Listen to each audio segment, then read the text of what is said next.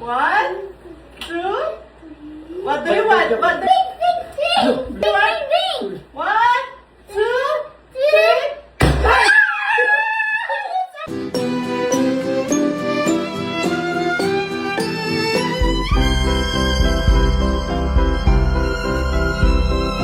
Hi! Mga Marikoy, nung nalaman ko yung gender kagad, nag-isip ako ng surprise na gagawin para kay Daddy Tano at Jace. Akala ko madali lang ilobo tong lobo na to, pero dahil napakalaki niya pala, napakalaki din ng butas, kaya nahirapan ako magpalobo. Nakuha ko pang tumayo mga Marikoy at nagpalit-palit ng posisyon, pero nairaos ko din, napalobo ko din siya. Di ko na nga masyadong pinalaki ito, baka pumutok pa mga Marikoy at masayang yung effort ko. At pagkatapos ko nga mapalobo yan, naligo na kaming dalawa ni Jace. Ang balak ko talaga mga Marikoy, magpapop kami ng balloon dito sa kwarto. Dito sa kwarto lang namin gagawin. Kailangan kong magbihis kasi ang alam ni Daddy Tano, magpapacheck up ako. Ang alam niya, pinapapunta kami ng OB ko para basahin niya yung result. Siyempre, gawa-gawa ko lang yon mga Marikoy para umuwi siya. At siyempre, para kabahan na din siya bago ang surprise. Naka-pink nga pala ako dyan kasi gusto ni Jace mag-pink ako kasi sabi niya, team girl daw kaming dalawa. Kasi yung paulit-ulit kong sinasabi sa kanya, sinasabi ko na kapag gusto niya ay babae, kailangan ang piliin niya kulay pink. Pero dahil gusto ko ding supportan si Daddy Tano, kaya nalilito din ako kung anong susuotin ko mga Marikoy. Alam ko naman, mas maintindihan ako ni Daddy Tano kung nasa panig ako ni Jace. Naguguluhan na din ako dahil sa hindi sila pareho ng gusto, pero ang mangyayari din yan mga Marikoy, kamukha din nilang dalawa yung baby. Kahit anong gender pa to, sigurado ako magiging kamukha na naman ng tatay niya, kaya magkakamukha silang tatlo. At habang wala pa si Daddy Tano dyan, inayusan ko na muna si Jace. Habang inaayusan ko siya dyan, sinasabi niya sa akin, no, pop the balloon daw. Kaya buti na lang mga Marikoy, may naka-ready ako na plan B. Kaya pagkatapos ko inayusan si Jace, bumaba na kami at naglagay na nga ako nitong Beauty White sunscreen. Una ko pa nga nilagyan dyan yung isang side lang ng mukha ko para makita ko yung pinagkaiba. Maganda talaga tong sunscreen na to, lalo na ngayong buntis ako mga Marikoy, kasi nakakatulong na kahit buntis ako, nag-glowing screen ko. Twin pack nga pala ito at sa tagal ko nang ginagamit to, ngayon ko lang siya napag-iwalay. At ayan na nga si buntis, at alam nyo ba, ngayong nalaman ko yung gender ng baby namin, bigla na lang naging bilog na bilog siya. Saglit lang nga pala kami naghintay kay Daddy Tano, dumating din siya kagad. Kadating niya mga Marikoy, may inabot siyang bulaklak sa akin na galing sa SNS Flower Shop. Pinadala nila kay Daddy Tano, advance Mother's Day gift daw nila sa akin. At nung sinabi nga ni Daddy Tano na may bulaklak ako mga Marikoy, ito na nga yung naisip ko na plan B. So nung nakita ko, nangihinayang talaga ako sa gagawin ko. Pero wala na akong choice mga Marikoy, kasi si Jace ayaw niya talagang ipop yung balloon. Alam niyo naman, may pagka-OC siya, kaya ayaw niya magkalat kami. Kaya habang naliligo si Daddy Tano, mga Marikoy, nagpatulong na ako kay Ate Christine. Pang-unang ginawa nga ni Ate Christine, nilinis niya yung sa itaas na sasakyan namin. Hindi na lang talaga maasahan at napakasipag nitong si Ate Christine. Alam niya din kasi na dahil buntis ako, hindi ko magagawa yan. Saktong natapos maligo si Daddy Tano, mga Marikoy, natapos na din kami ni Ate Christine sa ginawa namin. At eto na nga yung surprise ko para sa dalawa.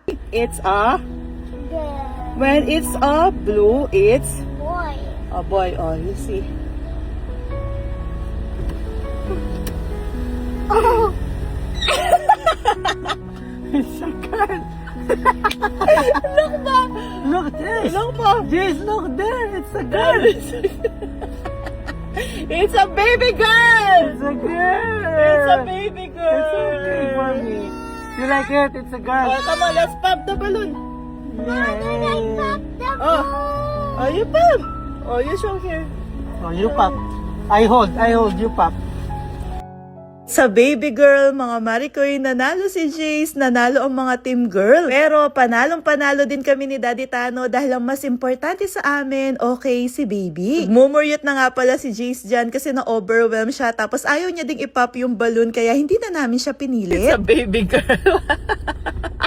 We won! Jace, it's a baby girl! You like it? And then, it's all normal. There's no abnormalities, low risk, and everything. Sabi mo, takandok, baliw ka talaga. What's your reaction? It's a baby girl. Another mommy may see, it's a baby girl. It's a baby girl. Okay lang eh, di gawa tayo ulit ng bago. Para may kakampi naman ako, boy. You're happy? It's a baby girl?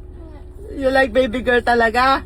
At dahil wala naman talaga akong check-up sa doktor ko, mga Maricoy, kaya dumiretso na lang kami pumunta sa restaurant para kumain at mag-simple celebrate. Tulad ng paulit-ulit kong sinasabi sa inyo, baby boy man or baby girl, kahit ano pa siya, mga Maricoy, gustong-gusto ko siya, tatanggapin namin siya ng buong buo. At sa totoo lang, kahit na hindi natupad yung gusto ni Daddy Tano na baby boy, saya pa rin siya dahil alam niya magkakaroon ng best friend si Jace for life. Masayang-masaya kaming dalawa, mga Maricoy, kasi natupad yung hinihingi sa amin ni Jace. At akala ko, mga Maricoy, ngayong baby girl na okay na, kasi nga sabi ni Jace, kapag daw hindi baby girl, gawa daw ulit ako ng baby boy. Nakalimutan kong intindihin si Daddy Tano, mga Maricoy, ngayong baby girl to, gagawa daw kami ulit ng baby boy. Bahala siya, mga Maricoy, ayoko na munang isipin yun, gusto ko muna mag-focus sa kung anong meron kami ngayon. Soon, alam nyo na, dalawa na yung bubuntot sa akin. Dalawa na yung magiging tagapagmana ko ng mga gamit ko, ng mga damit at iba pa. At simula nalaman ni Jace na baby girl yung magiging kapatid niya, mga Maricoy, hindi natatanggal sa mga mukha niya yung ngiti niya. Napakasaya niya at napaka-good mood niya. Sobrang saya niya nga, mga Maricoy, napapayag na namin siya na ipop namin yung balon.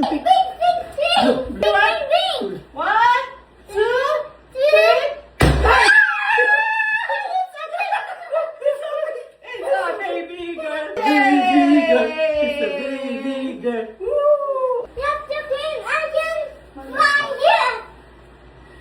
Tumawa na lang, clean. I don't like to clean.